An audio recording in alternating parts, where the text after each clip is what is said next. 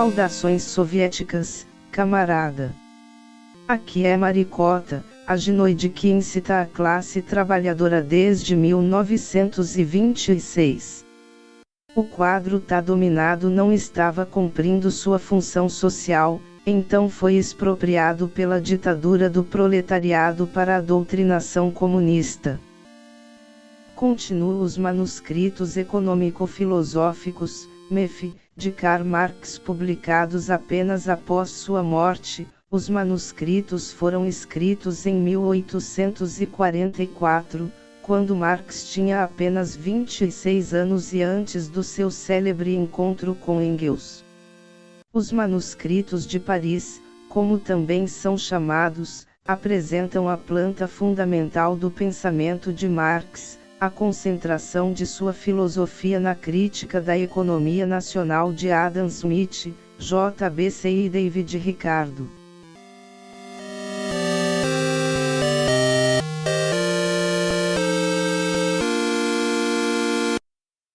Manuscritos econômico-filosóficos por Karl Marx.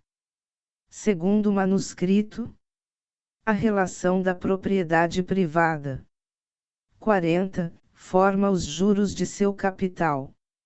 O trabalhador é a manifestação subjetiva do fato de o capital ser o homem inteiramente perdido para si mesmo, assim como o capital é a manifestação objetiva do fato de o trabalho ser o homem perdido para si mesmo.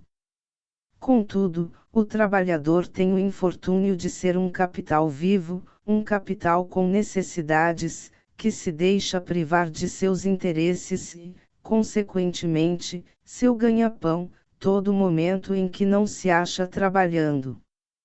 Como capital, o valor do trabalhador varia conforme a oferta e a procura, e sua existência física, sua vida, foi e é considerada um estoque de mercadoria, similar a qualquer outra.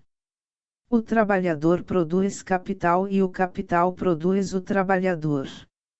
Assim, ele se produz a si mesmo, e o homem como trabalhador, como utilidade, é o produto de todo esse processo.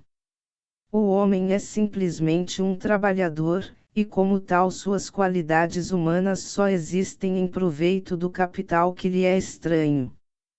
Como trabalho e capital são estranhos um ao outro, e por isso relacionados unicamente de maneira acidental e exterior, esse caráter de alienação tem de aparecer na realidade.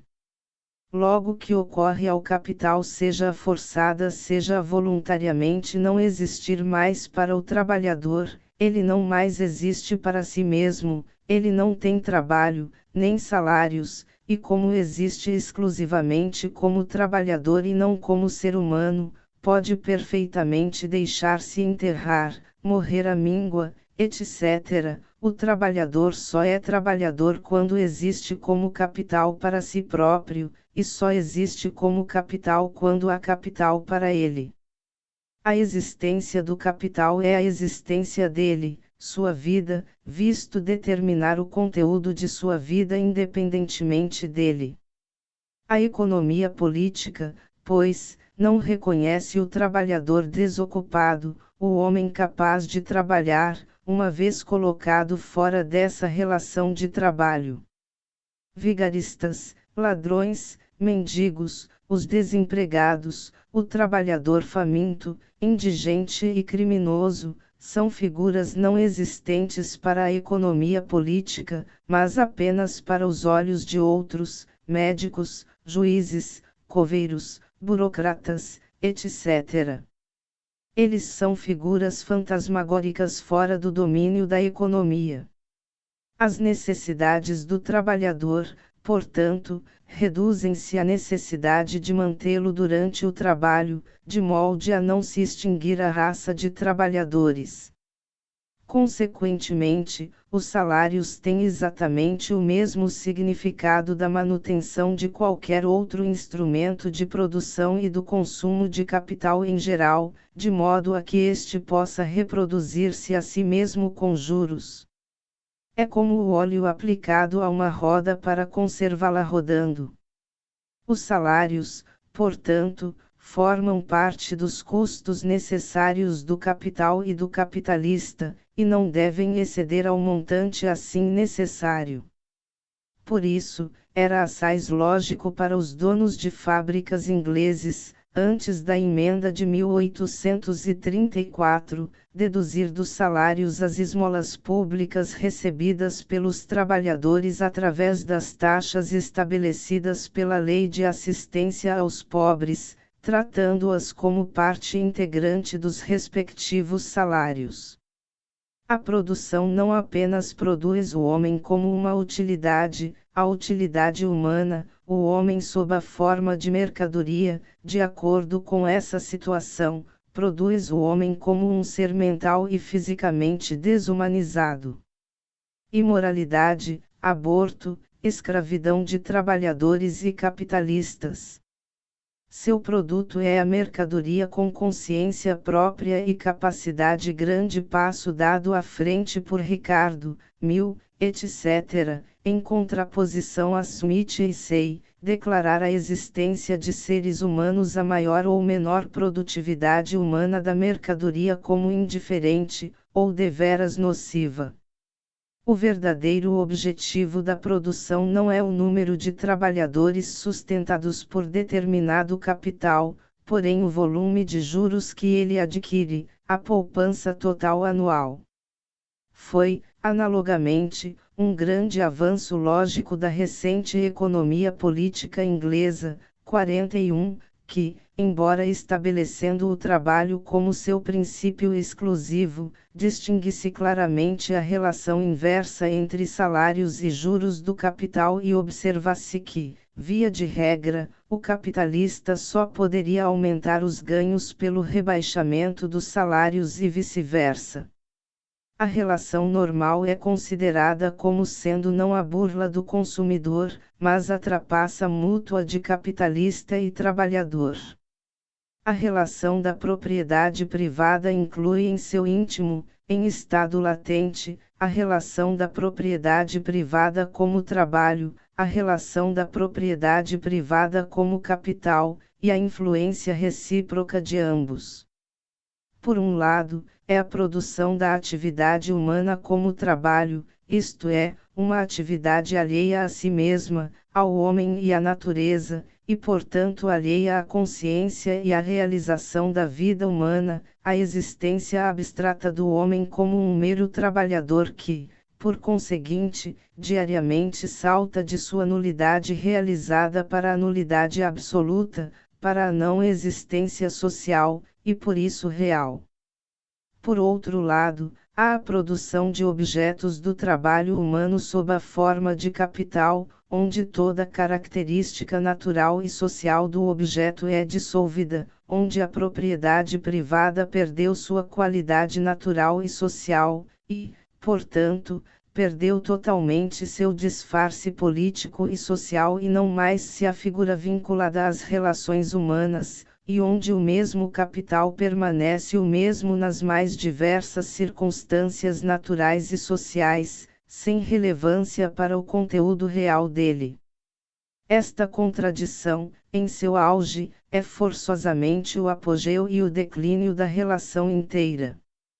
É, por conseguinte, outra grande conquista da recente economia política inglesa ter definido o arrendamento da terra como a diferença entre os rendimentos da terra pior cultivada e da melhor, ter posto abaixo as ilusões românticas do proprietário de terras, sua suposta importância social e a identidade de seus interesses com os do conjunto da sociedade, uma opinião sustentada por Adam Smith ainda após os fisiocratas, e ter antecipado e preparado a evolução da realidade que transformará o proprietário de terras em um capitalista comum e prosaico e, portanto, simplificará a contradição, superando-a e preparando sua solução. A terra como terra, o arrendamento de terra como arrendamento de terra, perderam sua diferenciação de status, convertendo-se em miras capital e juros, ou, melhor, capital e juros que só entendem a linguagem do dinheiro. A distinção entre capital e terra, lucro e arrendamento de terra, e a distinção entre salários, indústria, agricultura, propriedade privada imóvel, é uma distinção histórica, nunca uma distinção inscrita na natureza das coisas. É uma etapa fixa na formação e desenvolvimento da antítese entre capital e trabalho. Na indústria, etc., ao contrário da propriedade agrária imóvel, só o modo de origem e a antítese face à agricultura graças à qual a indústria se desenvolveu, é manifestada.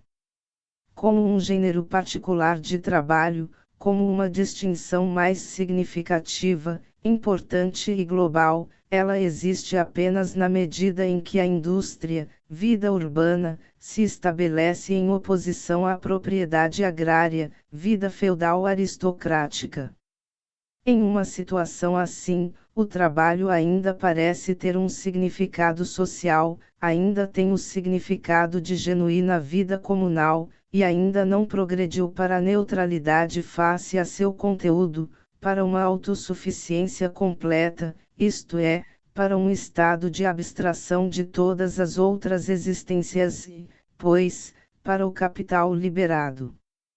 42. Mas, o desenvolvimento forçoso do trabalho é a indústria liberta, constituída somente para si mesma, e o capital liberado. O poder da indústria sobre seu opositor é atestado pelo surto da agricultura como uma indústria verdadeira, enquanto outrora a maior parte do trabalho era deixada ao próprio solo e ao escravo do solo, graças ao qual a terra se cultivava a si mesma. Com a transformação do escravo em trabalhador livre, isto é, em assalariado, o próprio dono da terra é transformado em um senhor da indústria, em um capitalista. Esta transformação tem lugar a princípio por intermédio do lavrador rendeiro. Este, porém, é o representante, o segredo revelado, do dono da terra. Só por meio dele o dono da terra tem existência econômica, como possuidor de propriedades, pois o arrendamento da terra só existe como resultado da competição entre rendeiros. Assim, o dono da terra já se converteu, na pessoa do rendeiro, em um capitalista comum. E isso tem de ser realizado na realidade, o capitalista que dirige a agricultura, o rendeiro, tem de transformar-se em dono da terra, ou vice-versa. O negócio industrial do rendeiro é o do proprietário, pois a existência daquele estabelece a deste. Recordando suas origens e ascendência contrastantes, o proprietário de terras identifica no capitalista seu sublevado, liberado e enriquecido escravo de ontem, e vê-se como um unicapitalista ameaçado por ele. O capitalista vê o proprietário de terras como o ocioso, cruel e egoísta senhor de ontem, ele sabe que o prejudica como capitalista, e, sem embargo, que a indústria é responsável por sua presente importância social, por suas posses e prazer. Ele encara o proprietário de terras como a antítese da livre iniciativa e do capital livre, que independe de toda limitação natural. Esta oposição é extremamente acerba de ambos os lados e cada um exprime a verdade acerca do outro. Basta ler os ataques contra a propriedade imobiliária feitos pelos representantes da propriedade móvel.